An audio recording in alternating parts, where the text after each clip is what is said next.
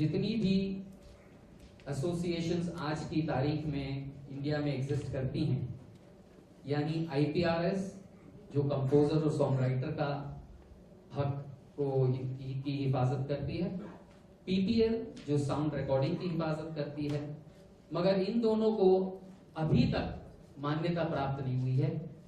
इसरा is the first society जिसको government of India ने मान्यता दी है।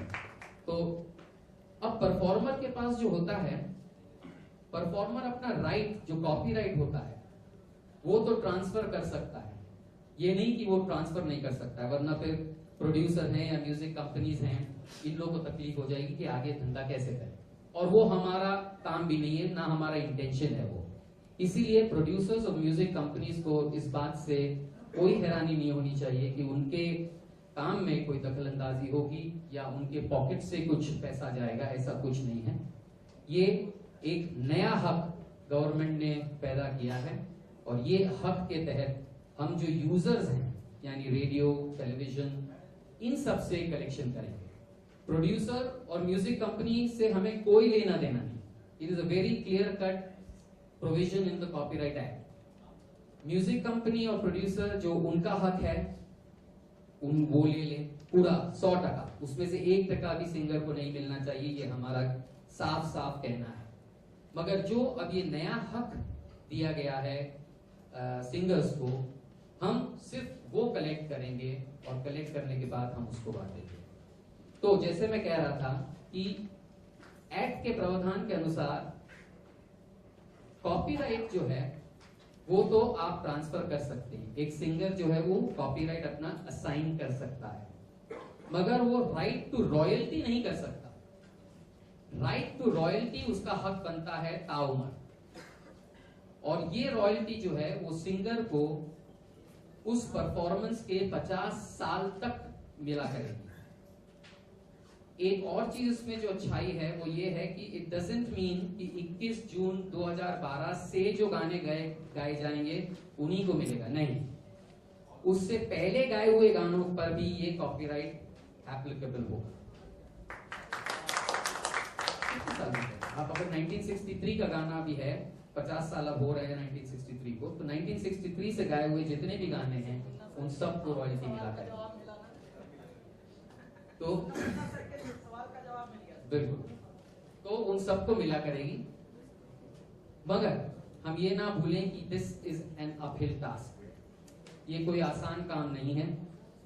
हमें ये भी इसका जायजा है कि काफी लोग हमारे ऊपर केस भी करेंगे कि सिंगर्स को रॉयल्टी नहीं मिलनी चाहिए, ये प्रावधान जो है इसको स्ट्राइक डाउन हो जाना चाहिए कोर्ट में।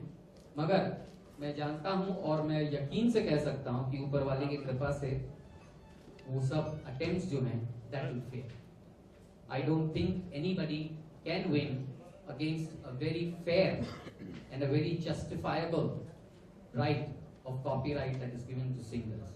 And hence, what we now as ISRA want to commit to is we are committing ourselves of clean, efficient, honest, transparent operation and an all-inclusive growth, of fairness, understanding and honesty with users with respect to licensing them. क्या आप hotel से कितना लेना चाहेंगे, restaurant से कितना लेना चाहेंगे, रेडियो स्टेशन से कितना लेना चाहेंगे, वो भी आपको अपनी एजीएम में डिसाइड करना पड़ेगा। मगर डिस्ट्रीब्यूशन जहां जितना भी जगह से एक्सप्लॉइट होता है, किसी भी मीडियम, किसी भी फ्यूचर मीडियम से भी, whether it is on mobile because we have the CRBT for mobiles, and let me tell you, mobile business today is 4,000 crore rupees a year. So we are talking of money which will actually take forward the singers to a reasonably good standard of life as opposed to what is today. So with this, I would like to end my presentation and I would love to give Sonuji the mic to take.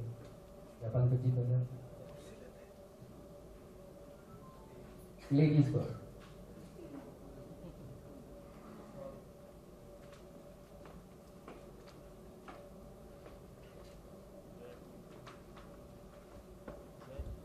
First of all, I think we need another mic for questions.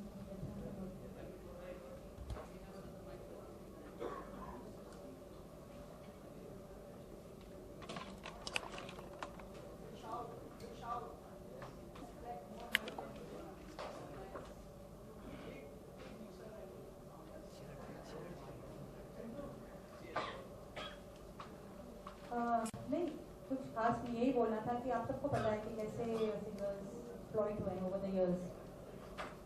Various issues like starting from what they are paid when they record to signing off their rights completely.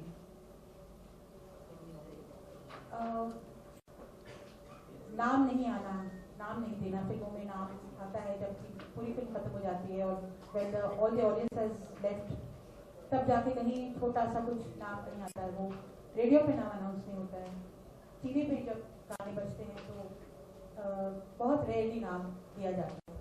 So these are the things. They are not only, but this is even emotionally, it's like a very upsetting thing for all of us. So it's kind of a humiliation. इज्जत जो हमें मिलनी चाहिए वो नहीं मिलती.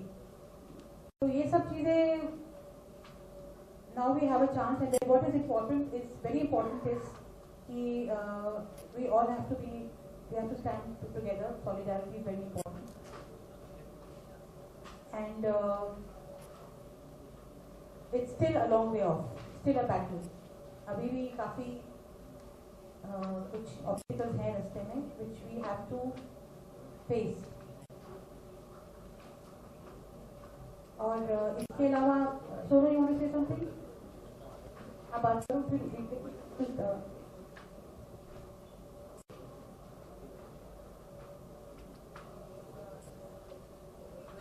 I just want to say this कि हम लोग जैसे अभी बैठे हैं, लेकिन वी आर नॉट श्योर कि ये शुरू कब होगा.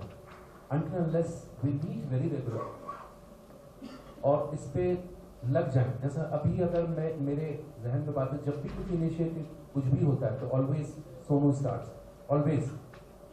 तो अगर हमको ऐसा लगता है कि सोनू जैसा बंदा हमारे इसमें रहा and he is leading us, so उतनी चिंता करने की बात नहीं. लेकिन सिर्फ एक आदमी पर छोड़ना हम लोग को लगता है कि हम लोग को सबको मिलकर इकट्ठा होना चाहिए, इसलिए क्योंकि जल्दी से जल्दी हो जाए. नहीं तो जैसे मेरे गांव से, पुराने गांव से रॉयल्टी आती है, किसने क्या किया था. मैं एग्जांपल दे रहा था कुणाल को और सबको कि पिछले 100 साल पहले का हमारे जमीनों और फिशिंग से रॉयल्टी आती है. मुझे ये नहीं मालूम कि किसने किया था, मेरे दादा, परदादा और ग्रेट ग्रैंडफादर्स. तो वो नौबत नहीं आ जाए कि हमारे छोटे छोटे नन्हे मुन्नों को ये मालूम पड़े कि रॉयल्टी किसकी आ रही, पता नहीं किसने गाना गाया था. सो मुझे ऐसा लगता है कि we need, and thank god कि हम लोगों ने जो चीज पहले शुरू किया था, जब सोनू शायद पिक्चर में नहीं था, या हमारे काफी सिंगर्स, जब से सोनू, शान और सुनिधि एंड हम लोग नया जनरेशन साथ में आया है, तो हम लोग की स्पीड काफी बढ़ी है एंड वी रिकवर्ड. ऐसा लगता है कि पुराना जितना हमने लॉस किया था, काफी साल मुझे याद है पंचंदा के घर पे आशा जी के साथ मीटिंग हम लोग करते थे, हमारा कुछ हुआ नहीं था. लेकिन थैंक्स टू दिस जनरेशन की इन्होंने इतना रैपिडली इसको आगे बढ़ाया है, एंड शान एंड सोनू मिलके कि हमको ऐसा लगता है कि इस स्पीड को ना कम करें, इस स्पीड को बढ़ा करें.